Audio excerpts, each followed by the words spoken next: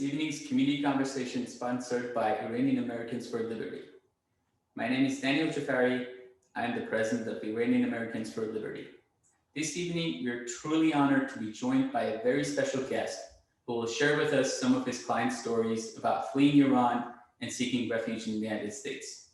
We're honored to provide a platform to our special guest to tell these stories. Before we get started, I would like to introduce Mr. Ali Bolour.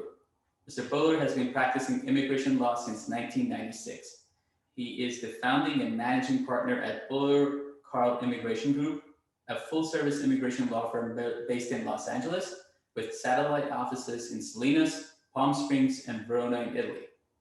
He's an elected director at the American Immigration Lawyers Association, AILA. Previously, he served on the board of trustees at the American Immigration Council.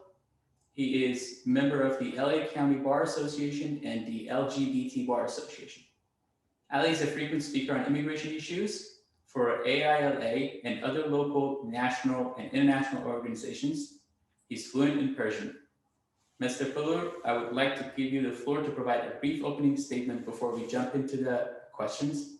Thank you for joining us.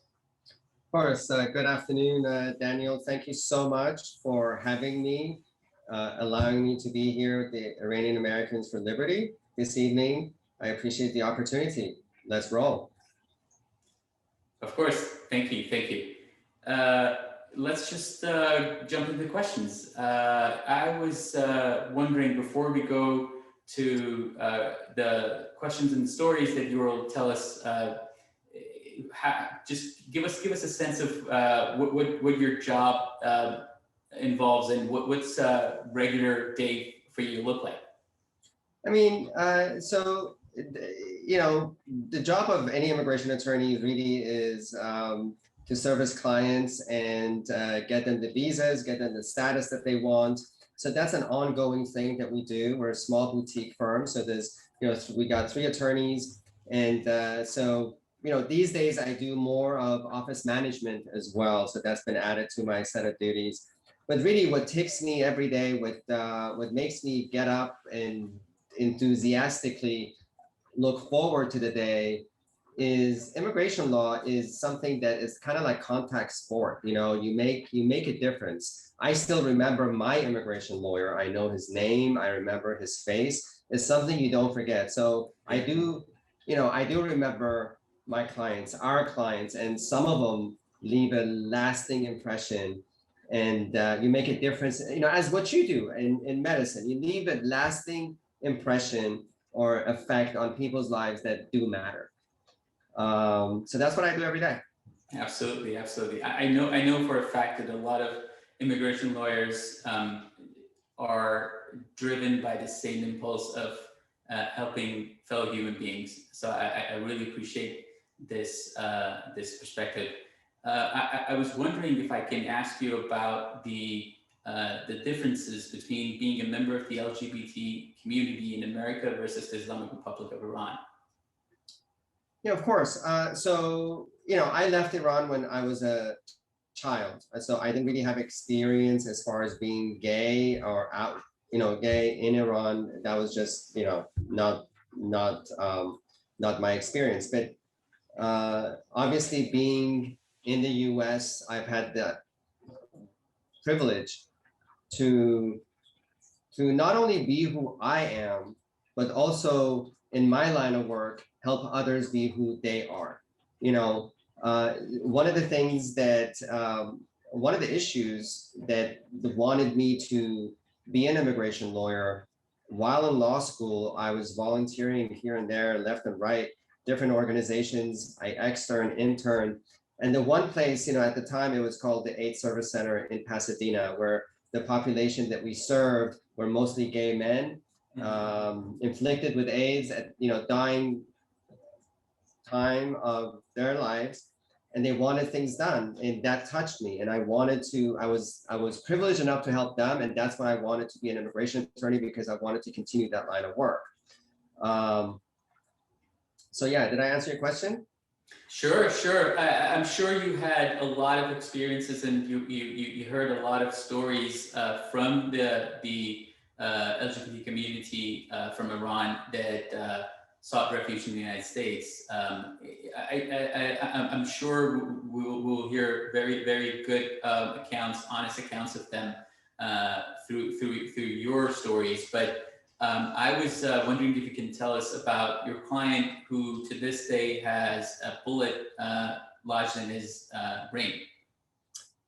Right. So that's yeah.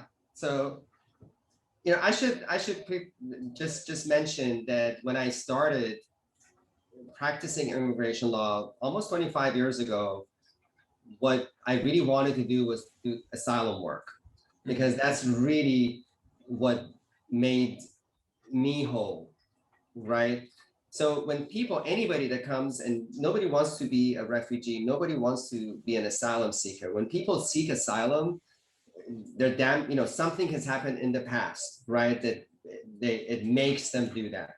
So the guy that, the client that you're referring to, we had a conversation earlier, I can't really be very specific because that case is still in litigation and it has not been decided. But what happened was, he's a young Iranian, he was a young Iranian student at the time in Iran, where the demonstrations happened a couple years ago.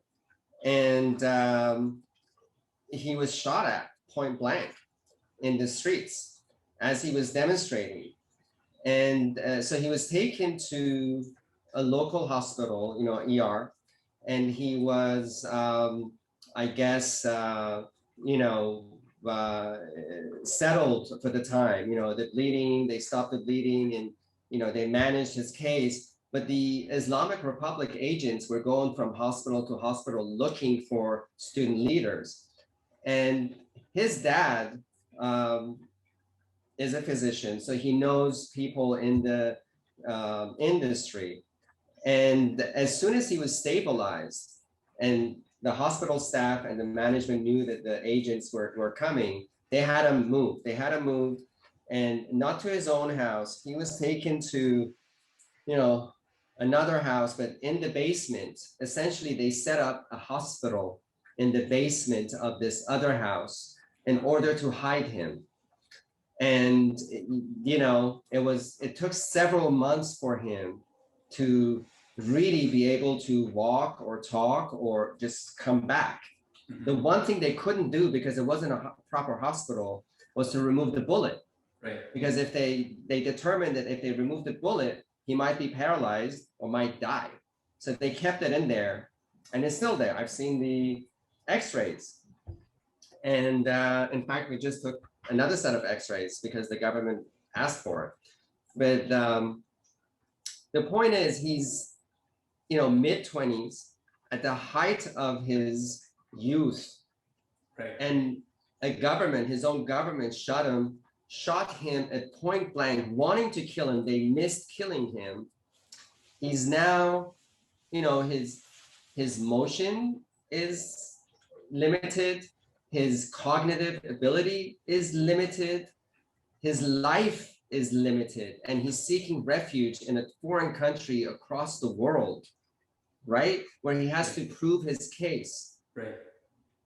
I can't even tell you on how wrong that is on so many levels, how a government can mow down its own youth in order to stay in power. Right. Yeah. I can tell you from personal experience working as a physician in Iran and have been in contact with physicians inside Iran, that every time that people rise up to oppose this regime, they get brutally maimed or murdered.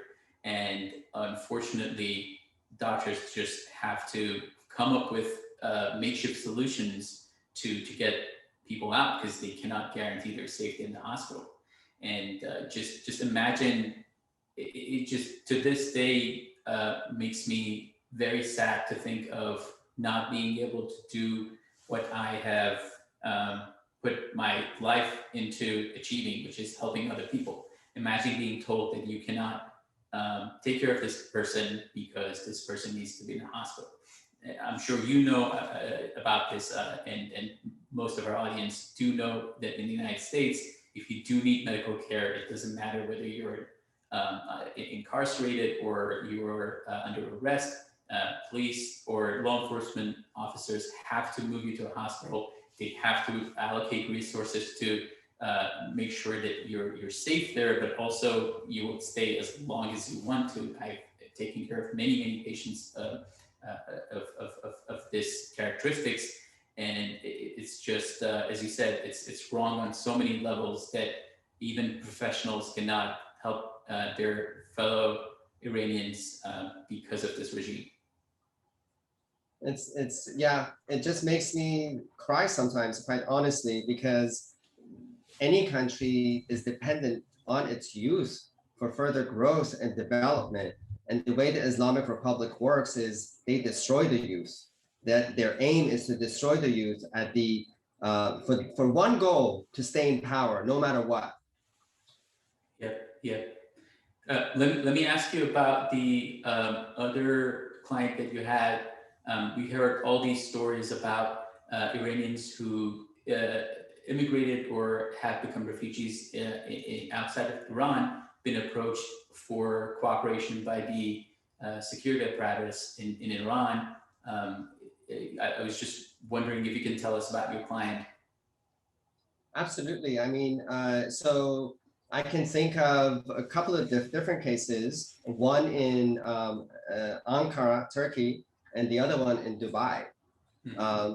Two total different cases. And in both situations, our clients had a business, one in Ankara, one in Dubai, and they worked closely with Iranians, traveling, doing things that they needed while in Turkey or while in Dubai, the visa services, travel services, whatever they needed, that was their business. So by definition, they had a lot of contact with folks trying to, travel or just leave Iran.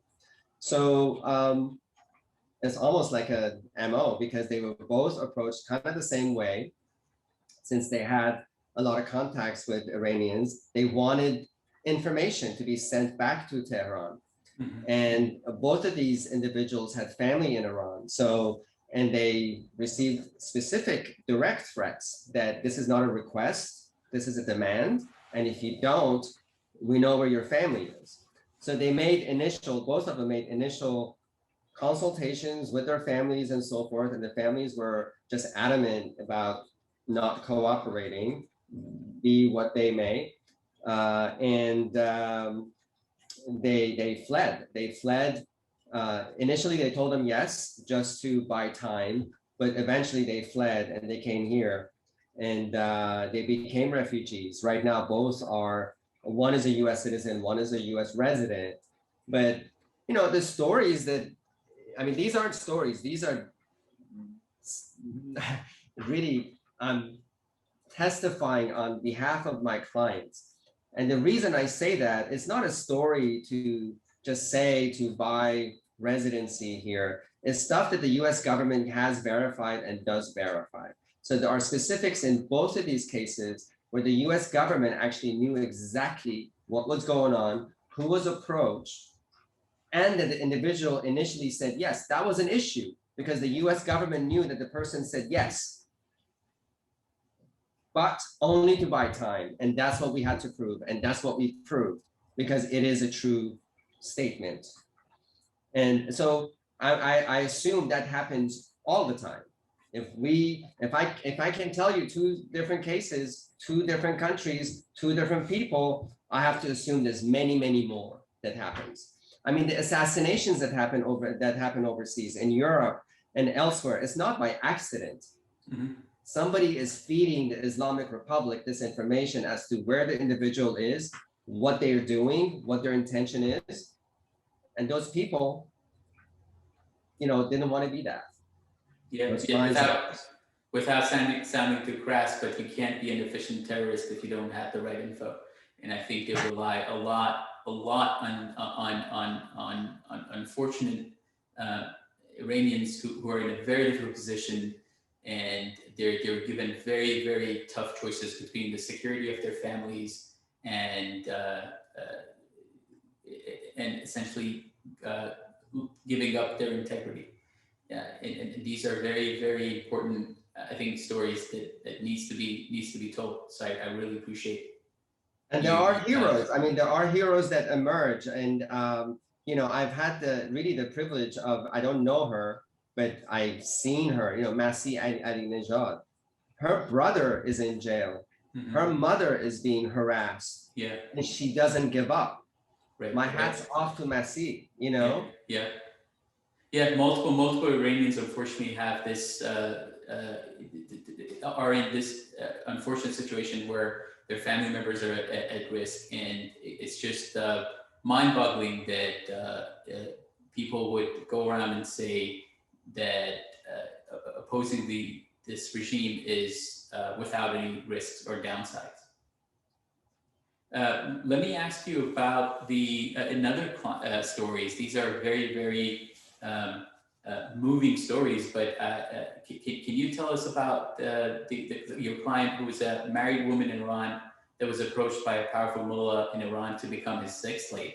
While this is a very tough story to tell, I'm told there's a beautiful ending to this story. Yeah, so that was another situation where, my client, a very attractive woman, just a beautiful young family that they had. And she was a businesswoman and, successful businesswoman. And so she was noticed. And initially she was approached by, a clergy person who was also had jurisdiction in where she was doing business, right? So he was an important clergy person.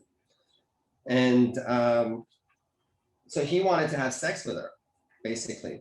And she, of course, initially refused, but eventually, she had a little girl. And he made threats against the girl. Wow. And so she did have sex with him because basically she had no other choice. At some point, there was a little, staged situation, an accident on a motorcycle where the girl was almost harmed. And that's when she decided that this is really serious, that they're going to hurt my baby. And after the initial step happened, then the clergy person wanted exclusivity. So he demanded that, she's just his, and wanted a separation. So she got a separation, really for the sake of the daughter. And the husband had got the daughter, and but they made plans and they separately fled the country at some point. And they got here and they reunited here, and they're together, they're family again. But this happened. I mean, this is unreal. This is unreal because it happens under the auspices of the Islamic government. Yeah. I think it would be very difficult to imagine for people with no first-hand experience, but the clergy who are in power essentially constitute a separate class. They don't view themselves as equals to other citizens, and they demand to be treated differently. So these situations, I believe, arise from this inherent view of the ruling class having absolute power and authority over the life and security of other citizens. And to state that this is in any way normal, to me, is just sounds like insanity. So when the supporters of the Islamic Republic, guised as scholars, journalists, whatever they are, right?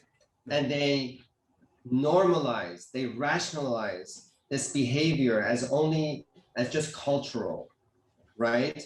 And they use the idea or the reality of feminism to combat or combat arguments against the Islamic regime. Mhm. It's mind-blowing. Yeah. Because they turn everything upside down. Right. Yes. They are in fact colonial in nature, imposing their way of life onto 80 million people that don't want to live that way. Right. I've used this analogy before, but I think that the most helpful way of thinking about the ruling class in Iran is essentially the way of the occupiers. With, as you beautifully put it, with the way of the absolutist colonial group. They're bound by no ethics, no morals, and they can do whatever they want. And to claim that this is in any way have any relationship with a modern state, it's just absurd. A woman is half a man in every which way. A woman can vote. Yes, they can vote in sham elections, but they can't will their property. They don't have no control over their children, over the property. They're essentially, they can't testify in court. Their testimony is worth half a man's testimony, literally 50%. Right. So how that can ever be reformed is just beyond logic. But unfortunately, people in US Congress, in European capitals, they don't see that. No, and it's I just find it funny that they will try to explain to us who live this experience that no, you're just confused. This is actually a different culture. It's colonialism. That's exactly what the British did to India, to Pakistan. They treated them as second-class citizens, and that's how they were. Right. The natives, so to speak. So they treat Iranians as the natives, and they treat the Islamic Republic as the owners of the natives. Right. That's so beyond insulting. Right. It's infantilizing. It's siding with the perpetrators. Yes. Yeah. Yes. Very tense stories. Alijan, I think these are very moving stories for sure. But sadly, they're all too common but they haven't been heard, I believe, enough by Americans and people who are not perhaps as familiar as you are with the Iran and with its people. I applaud you for telling these stories and for spending your career fighting for Iranian people in Iran, America, and around the world. We have reached our time limit for this evening's conversation, so I would like to give the opportunity to give us your closing remarks and to send a message to the Iranian American community. My closing remarks, I really want to thank the Iranian Americans for Liberty for having me. These stories, again, client testimonies, really need to be told. And I think all of us have a responsibility to repeat and just expose the nightmare that it is the Islamic Republic. I know, like, within the gay community that I'm part of, again, the slogan of no war kind of dominates. Nobody wants war, right? But when gay people or with members of the LGBT community are terrorized, they have to hide who they are throughout their lives. They have to enter into sham marriages where people get abused just by the nature of the marriage, right? They have a choice. The government gives them a choice. You can have sex reassignment surgery and become a transgender individual, or your punishment is death, right? So, of course, gay people live there and they have parties and everything goes on, but in hiding.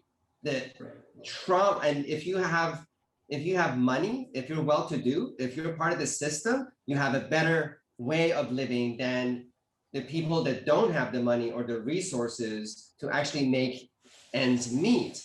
Sure. So it's endless. All of this is nightmare that is happening in our birth country that nobody seems to know or care about. So we are their voice. And I appreciate the time that you've given me in order to be a voice.